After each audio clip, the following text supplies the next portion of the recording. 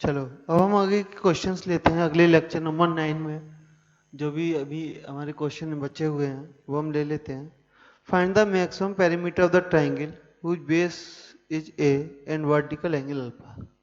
मतलब तुमको बोला गया कि ये कोई ट्राइंगल ए बी सी है जिसके सामने वो बेस है वो ए दिया है और ये एंगल अल्फा दिया है। तुम्हें पेरीमीटर बताना है, पेरीमीटर पी। तो पेरीमीटर होता है ए प्लस बी प्लस सी। तो यहाँ पर मैं एक फॉर्मूला लिख रहा हूँ, ये अभी के लिए आप ऐसे मान सकते हो कि ये फॉर्मूला होता है बस। कहाँ से आया, क्यों आया, ये हम बाद में भी पढ़ेंगे, मैथ में जब पढ़ेंगे।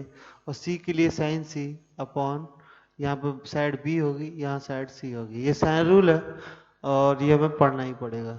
तो पेरीमीटर में ए साइड तो ए हो गई, बी साइड जो निकल के आएगी, अगर मैं बी साइड की वैल्यू निकालूं तो वो आएगा A sine B upon sine alpha. Similarly C आएगा A sine C upon sine alpha.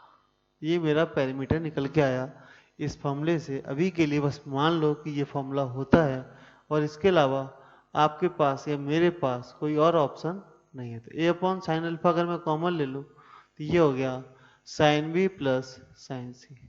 तो बचपन से अब तक मैं sine B plus sine C के फॉर्मूले कई बार पढ़ चुका हूँ। तो ये sine B plus sine C का फॉर्मूला होगा, वो होगा 2 sine B plus C by 2 into cos B minus C by 2। अब थोड़ा ट्रिग्नोमेट्री में आगे जाते हैं। तो हमको बताया था कि तीनों एंगल्स का सम 180 होता है। तो आप ही बताओ बी प्लस सी क्या पाई माइनस ए होगा? दोनों साइड अगर मैं दो का डिवाइड कर दूं तो मेरा जो sine B plus C by 2 है वो मेरा sine pi by 2 minus A by 2 निकल के आएगा।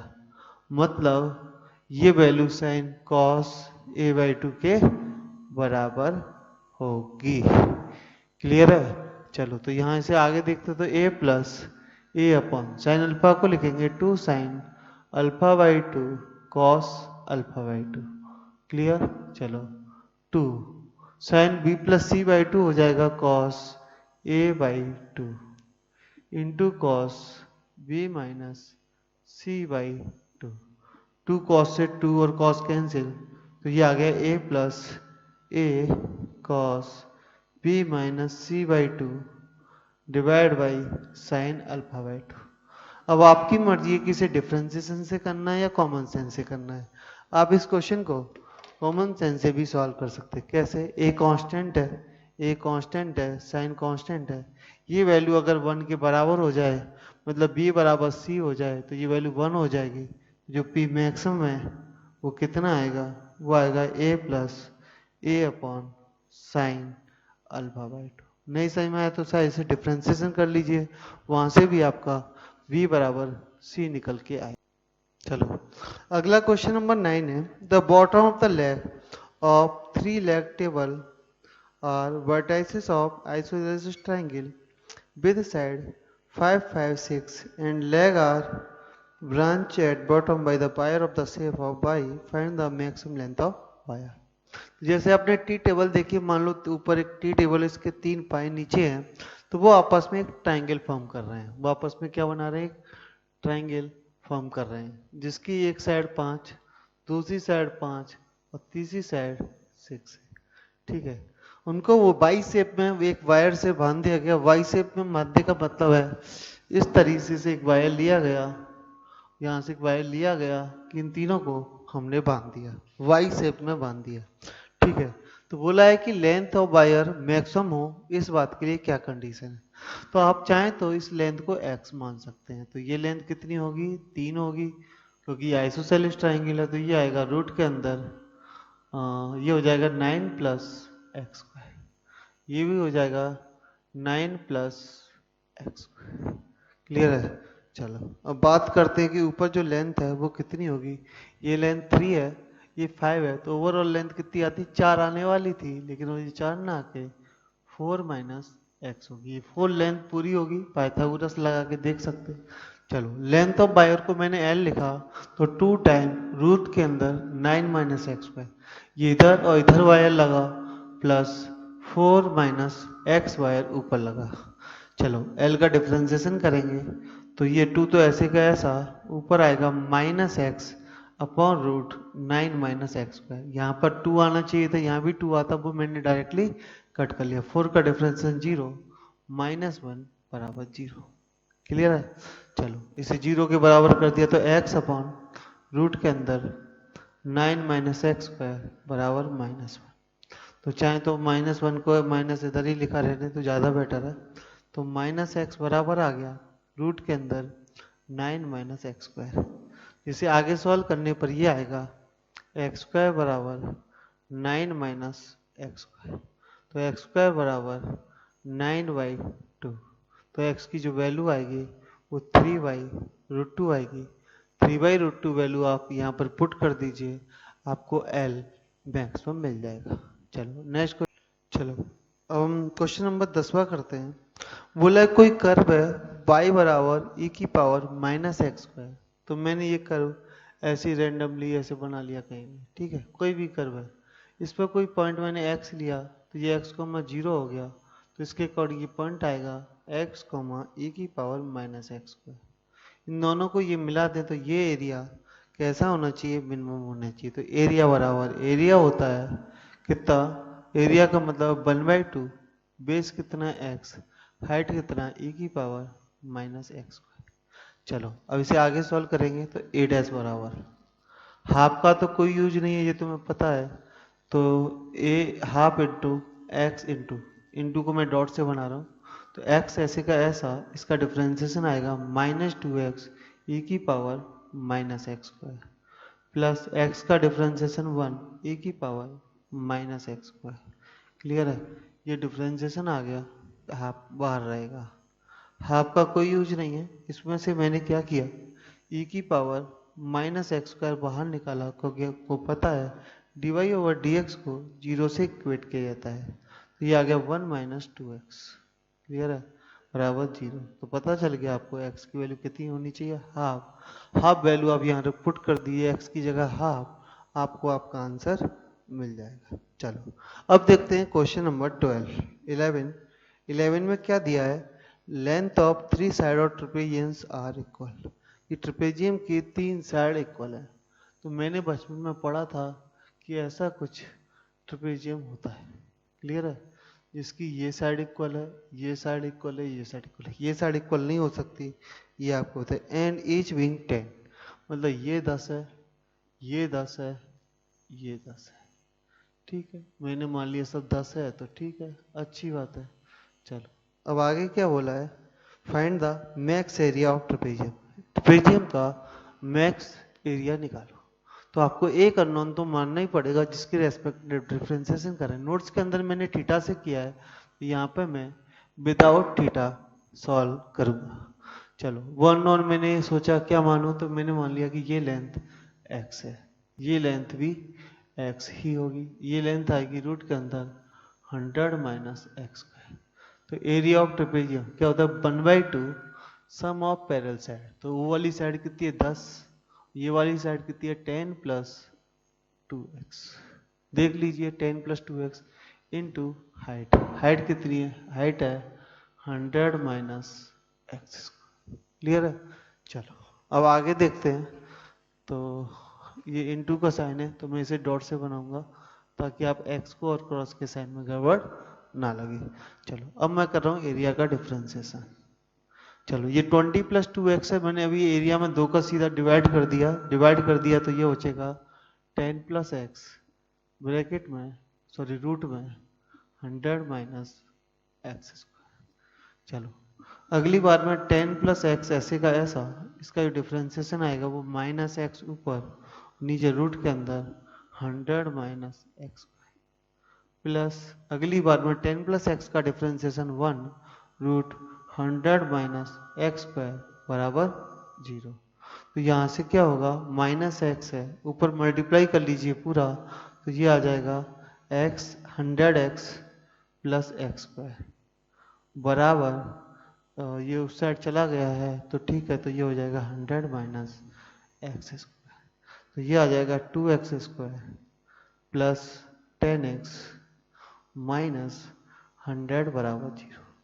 बोले तो x square plus 5x minus 50 बराबर 0। तो जिसके फैक्टर आएंगे x प्लस 10 x माइनस 5। तो x की वैल्यू आप -10 तो नहीं ले सकते, x की वैल्यू 5 ले सकते हैं।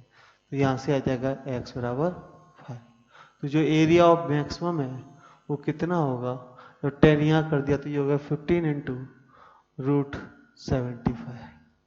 ये आ रहा है 15 इंटू रूट 75। तो इसे आगे सॉल्व करेंगे तो 75 में से आए तो 75 रूट 3 आपका मैक्सिमम एरिया होगा। इतना नोट करिए, मैं और क्वेश्चन लेता हूँ।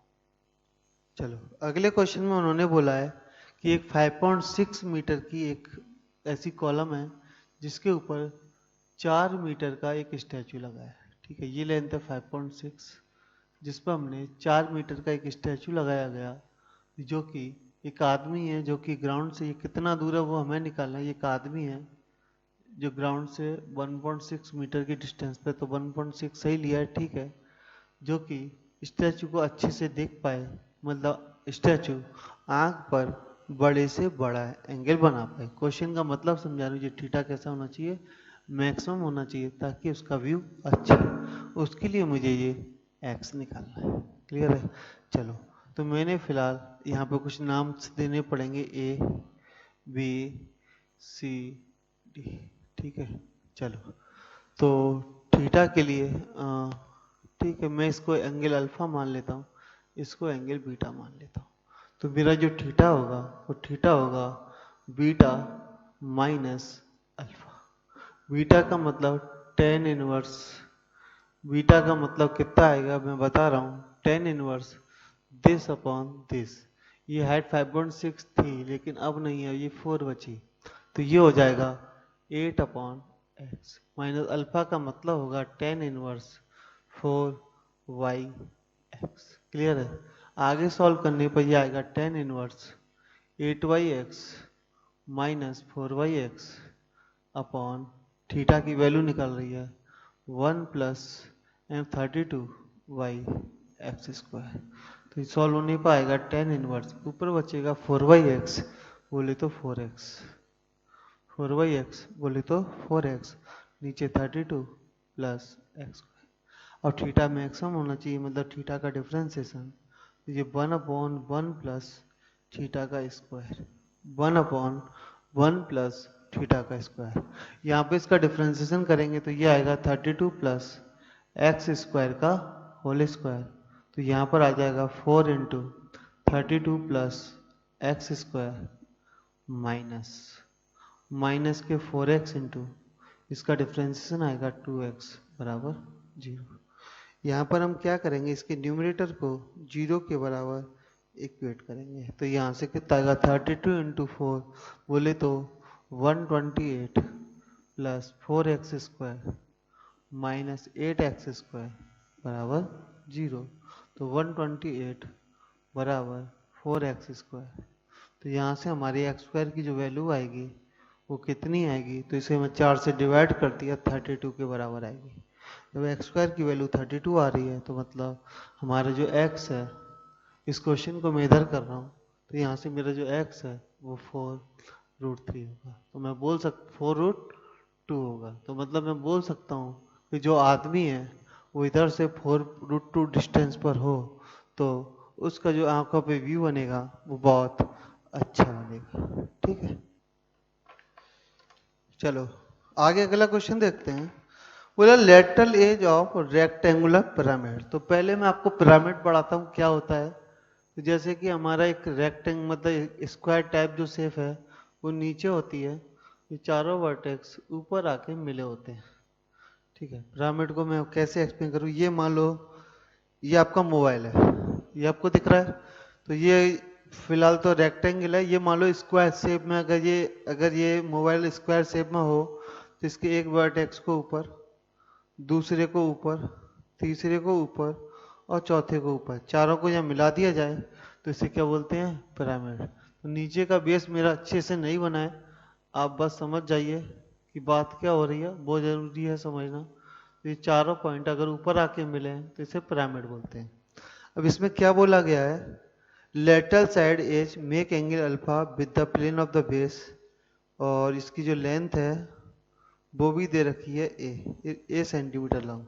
मतलब ये जो साइड है वो ए है और ये बेस के साथ अल्फा एंगल बना रही है। आप ऐसे समझो इसकी जो चारों साइड यहाँ की मिली हैं तो जो एक लेंथ है वो ए के बराबर है। कितनी है? ए के बराबर। और जो साइड है वो बेस के साथ अल्फा एंगल बना रही है। तो अगर मैं इसके बेस को ऐसा बना लूँ कि ये मान लो इसका बेस है, तो ध्यान से सुनना, तो अगर इसकी साइड ये ऐसे है तो ये लेंथ कितनी होती है? ये लेंथ होगी ए कॉस अल्फा, और इसकी जो हाइट है वो कितनी होगी? वो होगी ए साइन अल्फा। अब बेस में जाओगे तो ए कॉस अल्फा, और इधर ये लेंथ भी होगी ए कॉस अल्फा। ये बेसिकली स्क्वायर होता है तो इसके बीच का एंगल कितना होगा? 90 डिग्री। तो ये निकल के आएगा √2 ए कॉस अल्फा। समझने का कोशिश करिए, ये साइड जिसकी लेंथ ए है तो ए कॉस अल्फा इधर, ए साइन अल्फा इधर, तो हाइट होगी ए साइन अल्फा, ए कॉस अल्फा ये, ए कॉस अल्फा ये, दोनों को अगर मैं इसको स्क्वायर के तरीके से सॉल्व करूं तो लेंथ आ गई √2 ए कॉस अल्फा। अब बात आती है कि वॉल्यूम कैसे लिखते हैं। तो नोट्स में जो वॉल्यूम लिख के दिया है वो पूरी तरीके से गलत है। मैं पहले ही एक्सप्लेन कर रहा हूँ, 1/2 नहीं होता, वॉल्यूम होता है 1/3 into base area into height, into height. Clear है? चलो 1/3 की जगह 1/3 रहेगा, बेस एरिया आएगा √2 ए कॉस अल्फा का स्क्वायर, क्योंकि ये स्क्वायर होता है तो स्क्वायर का मतलब साइड का square, H A sine alpha. यहाँ पर ए कांस्टेंट है, बाकी साइन अल्फा कॉस अल्फा है। तो मुझे उम्मीद है आगे से ये आगे इसका सॉल्यूशन दे रखा है पूरा, तो आप इसको डिफ्रेंशिएट करिए अल्फा के टर्म में dB/d अल्फा। तो यहाँ से आपकी साइन अल्फा की वैल्यू निकल के आ जाएगी 1/2, और इसे आप आगे सॉल्व कर लेंगे। अब हम नेक्स्ट क्वेश्चन पर जाते हैं। चलो क्वेश्चन नंबर 14, 15, 16 तीनों ही बहुत आसान क्वेश्चन है। उम्मीद है आप समझ लोगे। अगर नहीं समझ पाओ तो मुझे व्हाट्सएप कर देना, उन तीनों को मैं एक्सप्लेन करा के अगली वीडियो में बना दूंगा। फिलहाल हम बात कर रहे हैं क्वेश्चन नंबर 17 की। हम 17 क्वेश्चन, लास्ट क्वेश्चन जो है वो डिस्कस कर रहे हैं, ध्यान से देख लीजिए। इसमें बोला है for steamer consumption of the petrol very at the cube of the speed. तो जो हमारी स्पीड है उसके खिलाफ वेरी होता है, मतलब consumption of the fuel is proportional to C Q. सी उन्होंने यहाँ पे क्वेश्चन गलत है, इफ द स्पीड की जगह है if the speed of current दे रखा है, या करंट की जगह पर स्टीमर होना चाहिए। इसे करेक्ट कर लीजिए, speed of the speed of steamer is c kilometre per hour. ठीक है, तो जो फ्यूल का कंजम्पशन है वो सी क्यू के प्रोपोर्शनल होगा। तो मुझसे अगर बोलू जाए तो सी एफ बराबर होगा के इंटू सी क्यू। क्लियर है? चलो, तो मुझसे बोले कि टोटल जो कंजम्पशन है वो कितना होगा, तो टोटल कंजम्पशन होगा पर हावर, क्योंकि स्पीड पर आवर में तो ये भी पर हावर में होगा, c f into time t. तो ये हो जाएगा सी एफ बोले तो k c q into time. और टाइम कैसे निकालेंगे, तो आपको पता है कि टाइम का फॉर्मूला होता है टाइम बराबर डिस्टेंस अपॉन वेलोसिटी v। तो टाइम में डिस्टेंस मान लो d है तो वेलोसिटी। अगर मान लो आपकी स्टीमर की वेलोसिटी c है, ठीक है, और जो करंट मतलब पानी की जो अपोजिट डायरेक्शन में जो वेलोसिटी है वो v है, तो effective velocity c minus v होगी कि नहीं है। तो यहाँ v हमारी जो है वो करंट की वेलोसिटी है। करंट की मतलब पानी की वेलोसिटी की हम बात कर रहे हैं, या करंट की वेलोसिटी की बात कर रहे हैं। तो ये हो जाएगा k c q into distance d upon c minus v। अब बोलना है कि जो कॉस्ट है ये टोटल कंजम्पशन है ये इफेक्टिव होना चाहिए, मतलब कम से कम आना चाहिए। तो हमें इसका डिफरेंशिएशन करना पड़ेगा। तो होगा क्या, के डी का तो कोई यूज नहीं है, यहाँ पर डी कांस्टेंट दिया जाना चाहिए। तो ये हो जाएगा c q upon c minus b. तो नीचे आएगा सी माइनस बी का whole square into c minus b into 3c² minus, please ध्यान से, माइनस सी क्यू इंटू, ये बहुत इंपॉर्टेंट क्वेश्चन, सी का डिफरेंशिएशन 1। ये पूरा का पूरा क्या होना चाहिए, 0 के बराबर। अगर ये पूरा का पूरा 0 के बराबर लगे तो 3c minus B C square बराबर सी क्यू, तो सी स्क्वायर सी केवल कितना बचा सी, तो 3c माइनस 3b बराबर सी, तो 2c बराबर आएगा 3b, तो जो c बराबर आ गया वो आ गया 3/2b। ऐसे कई क्वेश्चन आने, मतलब जो स्टीमर की वेलोसिटी है वो करंट की वेलोसिटी के 3/2 टाइम होगा, तभी जो कंजम्पशन है वो इफेक्टिव होगा। इतना नोट करिए, ये हमारे इंपॉर्टेंट और लैंग्वेज क्वेश्चंस थे मैक्सिमा मिनिमा के, जो हमने डिस्कस किए। अब एक एक करके आप सारे क्वेश्चन समझिए, जिस क्वेश्चन में भी डाउट आएगा आप मुझे व्हाट्सएप पे बताइए। अब मैं अगला लेक्चर के लिए चलते हैं।